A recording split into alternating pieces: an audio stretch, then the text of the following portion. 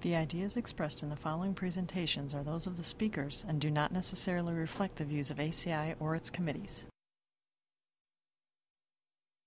ACI web sessions are recorded at ACI conventions or other concrete industry events and will be made available for viewing free of charge for 1 week. Thereafter, they will be archived on the ACI website or added to ACI's online CEU program, depending on their content. You can earn continuing education credits through ACI's online CEU program. Visit www.concrete.org to register. ACI conventions provide an opportunity for networking and for keeping up to date with the latest in concrete technology and practices.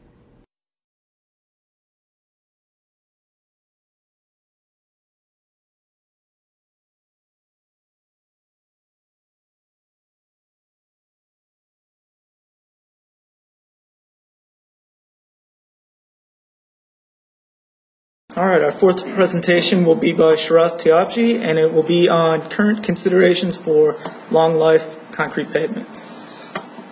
Thank you, Peter. Good afternoon.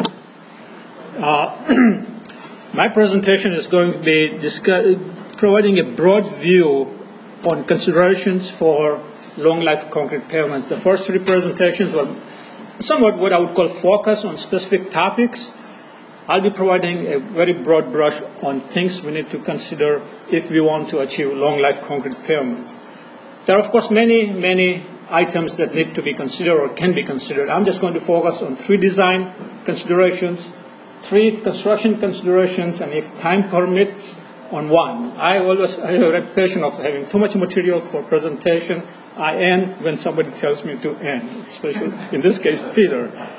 So here we go. Everybody's familiar with concrete pavements technology. We have been building concrete pavements for over 100 years.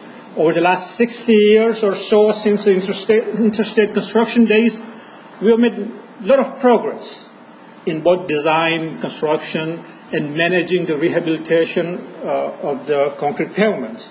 I think we are almost there. A lot of the discussion today, this morning, that by Peter and Lev and so forth, all we are trying to do now is fine-tuning many of these items so we can continue to improve our technology. I think we are there, 90% of where we need to be.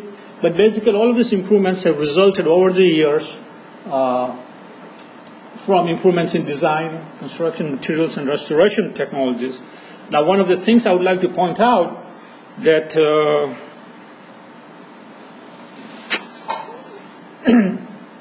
as shown here, we are currently designing our concrete pavements, or we should be designing our concrete pavements for at least 40-year service life. Many of the agencies are at least at the 30-year service life. Many agencies, I guess, Tom, in Minnesota, you're designing 40-year life and maybe longer. Caltrans is looking for at even longer service lives. And I'll have some discussion on them. So this is where we need to be, or what we are aiming for, a long-life concrete pavement that is sustainable. So basically what we are saying is the original concrete surface will provide us a service life of at least 40 years. We are not going to be overlaying it, we are not going to be fracturing it, and so forth. So we are counting on the original concrete surface to be there at least for 40 years. We may do some surface grinding and so forth to restore surface characteristics and so forth, but we are not making any structural changes to that concrete pavement. Concrete pavement will not exhibit premature failures and materials-related distress. If there is going to be any failure, it's going to be because of repeated truck loadings, primarily. That's what we are designing for. What Lev talked about, the design considerations, the mechanistic, empirical design consideration, and so forth, we are trying to design for truck loadings. We shouldn't be necessarily designing for materials failures. We should be using the correct materials, the right materials, constructing it correctly, so we don't have materials failures. And pavement will have reduced potential for cracking, faulting, and spalling. We recognize that there's going to be some issues in design and construction. We may get some early failures and so forth, but we want to manage it and control it. And then pavement, again, from a user's perspective, we want to make sure that the pavement will maintain desirable ride and surface texture characteristics, so the ride is comfortable for us and safe, with minimal intervention activities to correct for ride and texture by grinding, etc., for joint resealing as necessary, and for minor repairs. We are not talking about major rehabilitation within that early 40 years, the first 40 years. And also now that we have we think that we have achieved that 40-year threshold, now we are looking at slightly longer service life, maybe 60 years, okay? And all the components that go into the concrete pavement should provide us the comfort or the assurance that they will be there, for example, dowel bars and so forth at joints. They will provide the service for that extended service life. So what are our design targets? We really don't think in this terms, so I decided to just present you with some design targets. Sure, we talk about 30-year, 40-year service life. Maybe we even talk about the axle loadings in equivalent easel loadings and those terms. But basically, when we are designing for that 40 or 60 years, we are looking at 40 to 60 seasonal changes, 15 to 20,000 daily temperature variations in the slab, the curling that both Dan and Leo talked about, and consequent joint openings and closings. So if you have sealing materials and so forth, they will be subjected to this type of repetitions. In pavements, everything is about repetitions, okay? 100 to 300 million truck loadings. Typically on major highways, we have 2 to 3 million truck loadings on the design lane per year. You multiply it by 30, 40, 50 years, you got so many truck loadings. Each truck has 2 axles, you multiply it by 2, you get axle loadings, for example, at a joint. So you got 200 to 600 million axle loadings. So any component you have at the joint, for example, a dowel bar and so forth, that needs, and the concrete around the dowel bar, that needs to be designed to receive that type of loading, okay? So-called corner deflections and load transfer and so forth. So we are talking about huge numbers of loadings when we design concrete pavements or even asphalt pavements. But we are not here to talk about asphalt. Okay, so what are our expectations at the end of so-called service life? It's really not an end, but at least the design life, 40 or 60 years. So this is what we are looking at, the mechanistic empirical design procedure that Leo talked about. We are saying we don't want excessive slab cracking. We want to limit the slab cracking at the end of the service life, that 40 or 50-year service life, to maybe 10 to 15%. If you have 15-foot joint spacing, 300 plus slabs per joint, you are going to limit the amount of cracking to about 30 or 40 slabs. Okay? Faulting. That's another big concern we have for jointed concrete pavements. Because of the comfort level that we desire, we are limiting the faulting at joints to about 1/8 of an inch. Maybe somebody might say 1/4 of an inch, but on high-speed highways, interstate system, we're basically looking at 1/8 of an inch joint faulting. And this is because of the structural application, the billions and billions of truck loadings. Smoothness, there's a index, international roughness index. We limit to about 120 or less. But both faulting and smoothness, we can take care of any roughness by grinding. So many of the state agencies are building in about 1/4 of an inch grinding at about every 12 to 15 years. So that helps us, provides us new texture and so forth, makes our roads more safer. And spalling, materials-related distress, we want zero. It's basically a zero tolerance. Even though Peter talked about all the problems with joint road and so forth, if you do it right, use the right materials, construct correctly, we shouldn't have to deal with any of these problems. So I'm just going to go quickly over this. These are our expectations. The interstate system was designed using this type of performance curve. That threshold value will be reached in about 20 to 25 years. We are looking at long life concrete pavements, about 40 to 50 years. So we are making that shift in our expectations. If we, I hate to use this word, but it makes a point. If you screw up during construction or during design, we have a less of a service life. And nobody wants that. Okay? So that's the challenge, going from our standard expectations to the long life the long life expectations have been around for about the last 10 years, okay, since about 2000. So we are making a big leap in our expectations, and the question is, has the technology kept up with our expectations? And I think generally we have done a good job of doing that. So now I'm just going to focus on some design considerations and construction considerations that provide us with so-called long-life pavements that are also sustainable. Sustainable is a big thing now. We use it sometimes loosely, sometimes with real passion. So I don't know where you are on that line, but I think we need to do a better job with that. So item number one, comprehensive long-life design, whether using what Lev was talking about, mechanistic empirical design procedure or any other design procedure, okay? But in the past, we have just focused on the so-called slab thickness. That was our design parameter, okay? We never looked at too many other things. We just used by practice, by experience, some of the features that went with construction or designing a concrete pavements. But we need to do a better job of incorporating appropriate design features to improve the performance, okay? And basically, we are talking about a pavement is a structure, okay? It's subjected to loading, primarily truck loadings, supplemented by curling and so forth, that type of loading. But basically, we are dealing with stresses, deformations, or deflections. Long life pavements required, we limit the amount of deflections and stresses to get longer life. And all the pavement design procedures do that Lev was talking about, mechanistic empirical design procedure, is trying to reduce the stresses and the deflections in the critical locations. And so we must consider interactive effects of all design parameters. The slab is one of them, concrete strength, the shoulders, base, drainage, and so forth.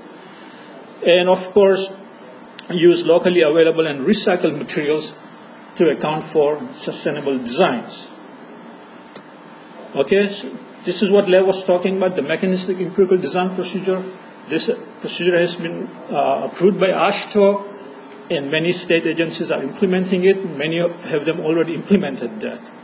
It considers the interaction of the slab thickness, concrete material properties, the layer properties, joint spacing, etc., and provides us a very optimized design, at least based on the knowledge that we have about all the factors that affect the response of a concrete pavement subjected to loading, truck loading, and curling, and so forth. So the end result is, I think we are almost there with optimizing our design procedures. What Lev and others talked about, we are trying to fine-tune that now. Okay.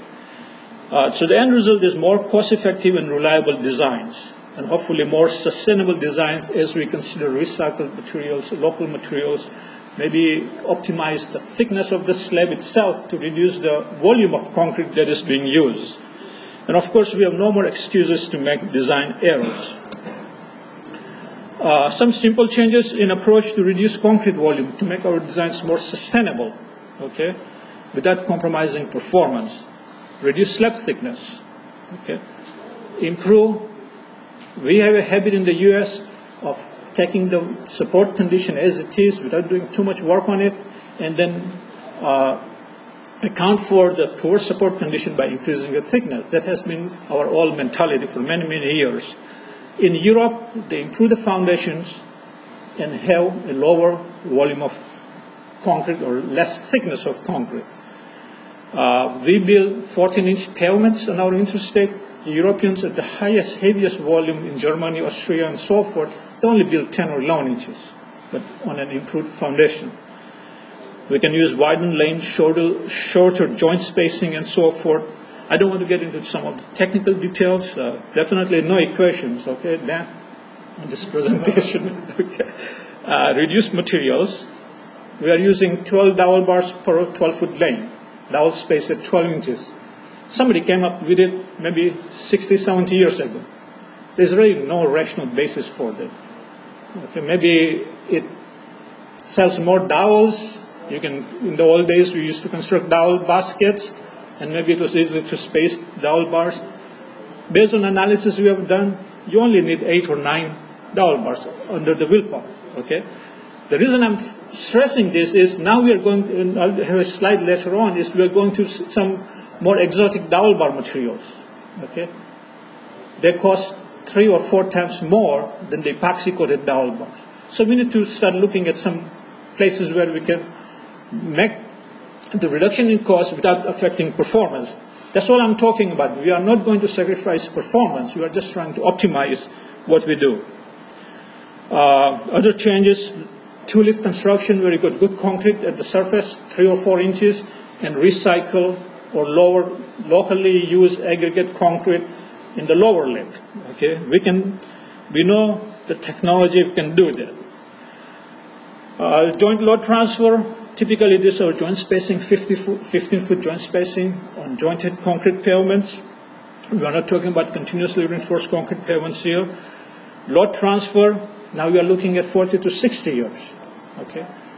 Do our current procedures, will they provide us the load transfer? We are looking at effectiveness of 70% load transfer from one slab to other slab. Can our load transfer practices provide that? Okay. What we end up doing now is after 20, 25 years, we go and do dowel bar retrofit. Well, we don't want to do that because our traffic won't allow us. Okay? So we are looking at materials that minimize, reduce, eliminate corrosion potential. We are looking at clad dowel bars, zinc or steel clad. Minnesota actually constructed a test section many years ago using solid steel bars. Well, you can't afford to do that realistically if you're building 10, 20 miles. And you would have security guards armed with machine gun protecting that investment, okay? Because this bar is probably about $30 per bar. We are looking at micro composites. Many of the states are using them now. And fiber reinforced polymer. This is the new frontier now. We have done some testing, field studies with the fiber reinforced polymer. The consensus is not there yet. Okay, we think they will provide that long-term service. We just need more field data. Idaho put in a big project about 2 years ago using fiber reinforced polymer. We are going to be looking at the performance there for the next few years and see how it goes. Load transfer, basically we are looking at joint load transfer for slab thickness 8 inches or greater. Basically ESO loading of about 5 million or more. Our practice is 1.25-inch diameter. We have done testing with different shapes and so forth, but basically round dowel bars meet our needs and are economical.